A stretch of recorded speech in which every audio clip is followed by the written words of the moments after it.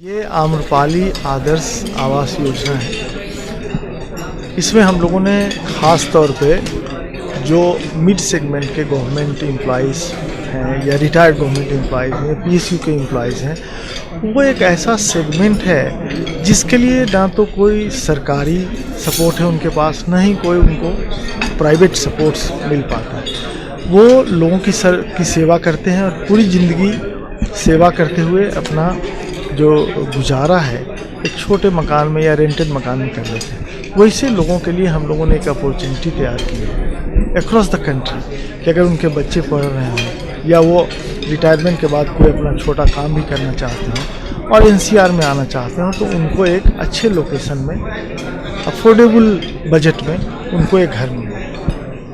ये इस योजना का जो मुख्य विशेषता है। सर, यही योजना 2022 की योजना भी, गवर्नमेंट की योजना भी यही है कि 2022 तक सबको घर मिले। आपका भी कहीं ना कहीं उसी से जी बिल्कुल। 2-3 चीज़ें हैं, हाउसिंग फॉर ऑल बाय 2002, दूसरा मेक इन इंडिया, और तीसरा है कि जो भी हम लोगों ने प्रोग्राम बनाया इसमें हम लोगों ने नई तकनीक लगाई है। जो हम लोग घर बना रहे हैं उसको प्रीकास्ट टेक्नोलॉजी से बना रहे हैं, एमवाई शटरिंग से बना रहे हैं और एनवायरनमेंट फ्रेंडली बना रहे हैं, ताकि जो मेक इन इंडिया का कंसेप्ट है उसके तहत भी हम उनको जितना तेज़ी से मकान बना करके दे सकें और जो हमारा स्ट्रक्चर होगा, जो हमारी फिनिशिंग होगी, वो बिल्कुल उनके रहने के योग्य होगा और हर तरह की जो सुविधाएं हैं, आधुनिक सुविधाएं, वो भी रहेगी। सबसे ज़्यादा प्रॉब्लम कंस्ट्रक्शन में हमने देखी एनजीटी की सबसे ज़्यादा प्रॉब्लम थी। पर्यावरण की वजह से बड़ी बड़ी बिल्डिंग को रोकना पड़ा, उसकी वजह से जो लोग खरीदना चाहते हैं उनको सबसे ज़्यादा दिक्कत आती है। इस प्रोजेक्ट में आपका क्या नहीं, इसमें इस तरह की कोई समस्या नहीं है, क्योंकि हम लोग एक तो इसको प्रीकास्ट टेक्नोलॉजी से बना रहे हैं या टेक्नोलॉजी भी डिफरेंट कर रहे हैं। मेन हमारा जो उद्देश्य है कि जो ऐसे सेगमेंट के नीडी पीपल जिनको घर चाहिए और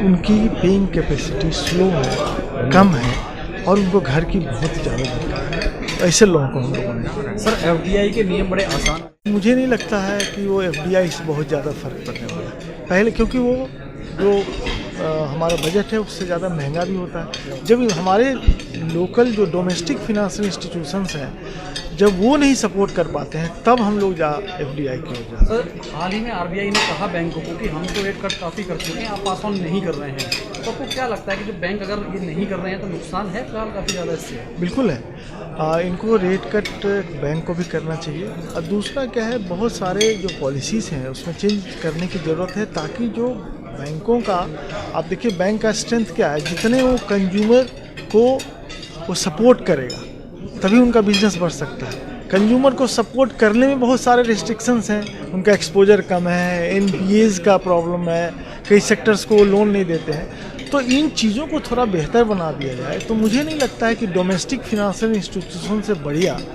कोई भी, चाहे ईसीबी हो चाहे एफडीआई हो, रियल एस्टेट के लिए हो सकता है। सर, लोन को लेके एक सवाल है। लोन को लेके गवर्नमेंट ने सबसे ज़्यादा ईजी किया है कि लोन सबसे ज़्यादा ईजी मिलते हैं। आपको लगता है कि प्राइवेट सेक्टर में उस लोन का ज़्यादा फायदा हो सकता है आगे भी?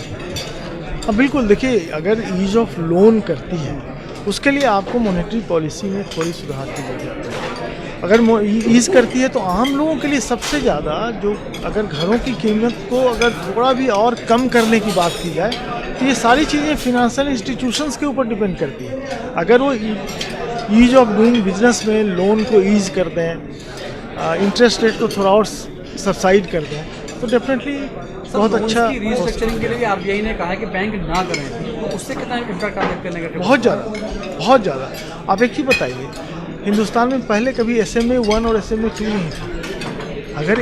अगर मैं तो कहता हूँ कि एनपीए की व्यवस्था अगर 3 महीने के बदले 5 महीना हो जाए तो एनपीए भी घट जाएगा, बैंक को ईज भी होगा, उनके बिजनेस भी अच्छे होंगे। लेकिन मुझे ये नहीं लगता है कि एक और तो हम चाहते हैं कि बिजनेस ईजी हो, एक और चाहते हैं कि फिनांस ईजी हो, और दूसरी तरह रूल्स इतने स्ट्रिंजेंट हों कि वो बिजनेस करने में बाधा है। सर, पहले इस बारे में बहुत ब्रीफ में इस प्रोजेक्ट के बारे में बता दीजिए, इस प्रोजेक्ट के बारे में क्या खास है? इसमें सबसे बड़ा खास है कि जो सेगमेंट्स हैं वो ऐसे सेगमेंट्स हैं जिनको आज तक किसी तरह की सुविधा नहीं मिली, न सरकार की तरफ से मिली है न कहीं और से मिली है। तो वैसे सेगमेंट्स को हमने चुना है, उनके लिए अफोर्डेबल प्राइस रखा है, उनके लिए बेहतर लोकेशन रखा है।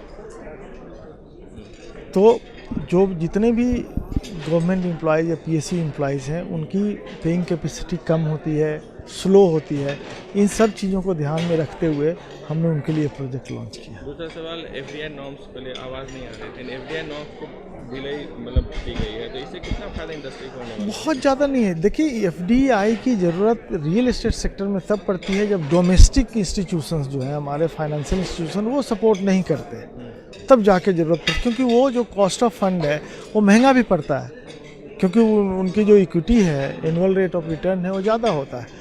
तो ईज करने से मुझे नहीं लगता बहुत ज़्यादा, अगर डोमेस्टिक इंस्टीट्यूशंस हैं, अगर उनकी फिजिकल हेल्थ ठीक हो जाए, उनके पॉलिसीज़ ठीक हो जाए, तो ज़्यादा हमारे लिए बेहतर है। अच्छा, तीसरा सवाल, आरबीआई ने बैंकों को कहा है कि आप अपने रेट कम करें।